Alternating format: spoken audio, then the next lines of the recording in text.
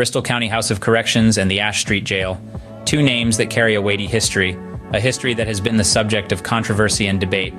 These institutions, located in Massachusetts, have served as key components of the criminal justice system since their establishment.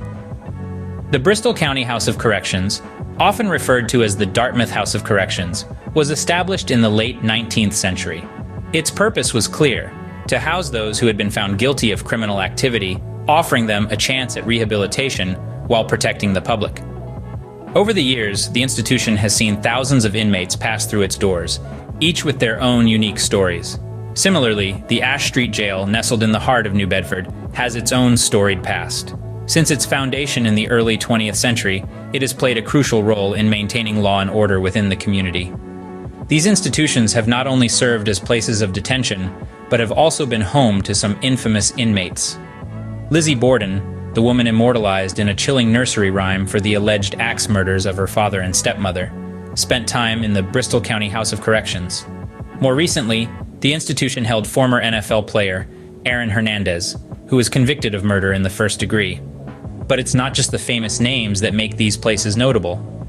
These institutions have played a significant role in shaping the discourse on criminal justice in the region and beyond. They have been the sites of intense debates about prison conditions, inmate rights, and the very nature of punishment and rehabilitation. The histories of these institutions are entangled with the lives of many, including some famous names. But not all that has transpired within their walls is a matter of public record. A seemingly peaceful facility, the Dartmouth House of Corrections, has had its share of tumultuous times. The Dartmouth House of Corrections, a place many would assume to be a bastion of order, has been shaken by waves of chaos from time to time. A particular instance that stands out in its history is the series of riots that disrupted the facility's normally quiet operation.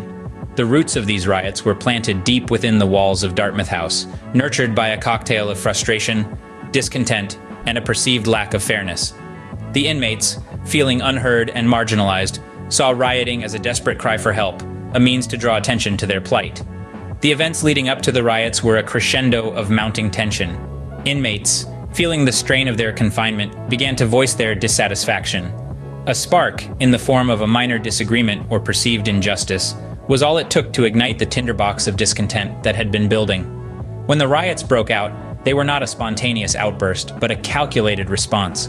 The authorities were taken by surprise, not by the act of rebellion itself, but by its scale and intensity. The response was swift and decisive, aiming to restore order and control. Riot squads were deployed, negotiations were attempted, and in some cases, disciplinary action was taken. In the aftermath of the riots, the Dartmouth House of Corrections wore the scars of conflict. Damage to property was significant, but the real impact of the riots lay in the tension that remained, a palpable reminder of the gulf between the inmates and the authorities. Investigations were initiated, promises of reform were made, but the legacy of the riots remained. They served as a stark reminder of the simmering tension within the facility, a tension that, if left unaddressed, could erupt again. These riots brought to light the simmering tension within the facility, but they were only the tip of the iceberg. In the midst of all this, a new controversy arose, one that would further tarnish the reputation of these institutions. As if the riots and allegations weren't enough, the sheriff of Bristol County introduced a new policy that would charge inmates a weekly fee. Yes, you heard that right.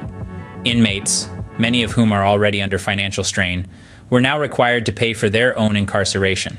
The sheriff justified this move, saying that it was an attempt to offset the costs of running the facilities.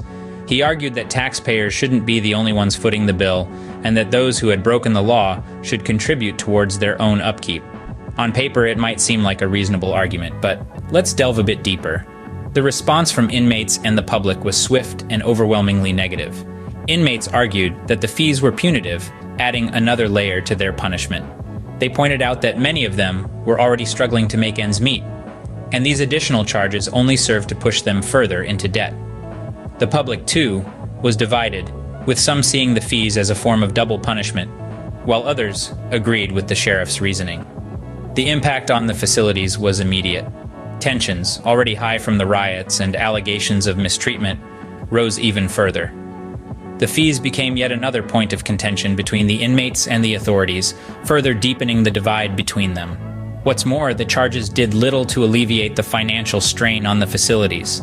In fact, they added to it, as the cost of administering and enforcing the fees often outweighed the revenue they brought in. In essence, the policy was not just controversial, but also counterproductive. This move, seen by many as a punitive measure, only served to deepen the divide between the incarcerated and the authorities. It's a stark reminder that while prisons and jails are necessary to maintain law and order, they must also strive for fairness and justice, not just in their treatment of inmates, but in their policies as well. As if the tensions weren't high enough, allegations began to surface about the quality of food being served to the inmates. The conversation around prison diets is not a new one, and it often circles back to this point.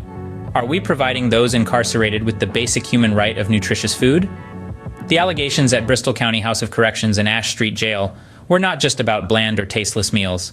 They were about diets that were low in nutritional value, high in processed ingredients, and served in inadequate portions. Inmates reported weight loss, fatigue, and a general decline in health. Some even claimed that the meals were not just subpar, but outright dangerous, with instances of food poisoning and meals served past their expiration dates. Authorities, of course, responded to these allegations.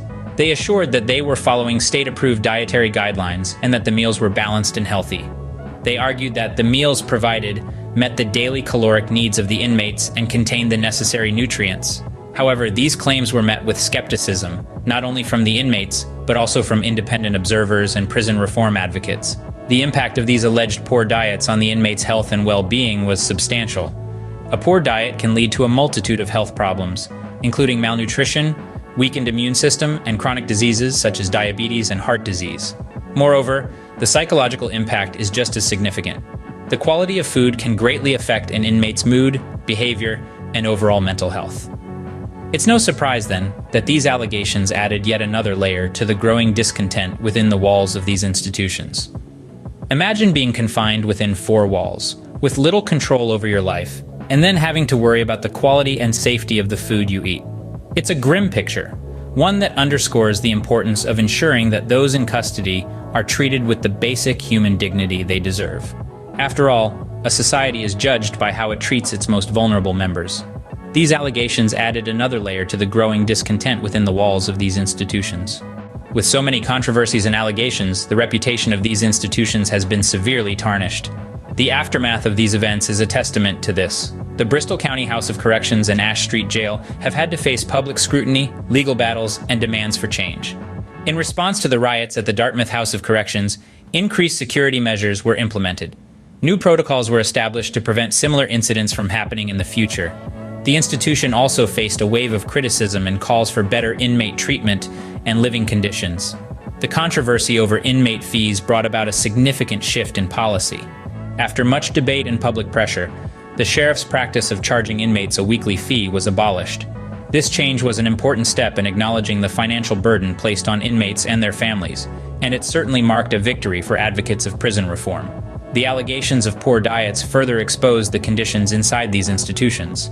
In response, changes were made to improve the quality and nutritional value of the meals provided to inmates. However, these changes have been met with skepticism, as many question whether they are sufficient or merely superficial. So what does the future hold for these institutions?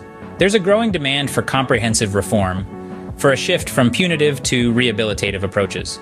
There's a call for transparent operations, improved living conditions, and a justice system that truly serves justice. The future of the Bristol County House of Corrections and Ash Street Jail lies in their ability to adapt and evolve. Their willingness to acknowledge past mistakes and to learn from them will be pivotal. Reform is not just about changing policies or procedures, it's about changing mindsets and cultures. While the past cannot be erased, the future holds the potential for change. It remains to be seen whether these institutions will seize that opportunity.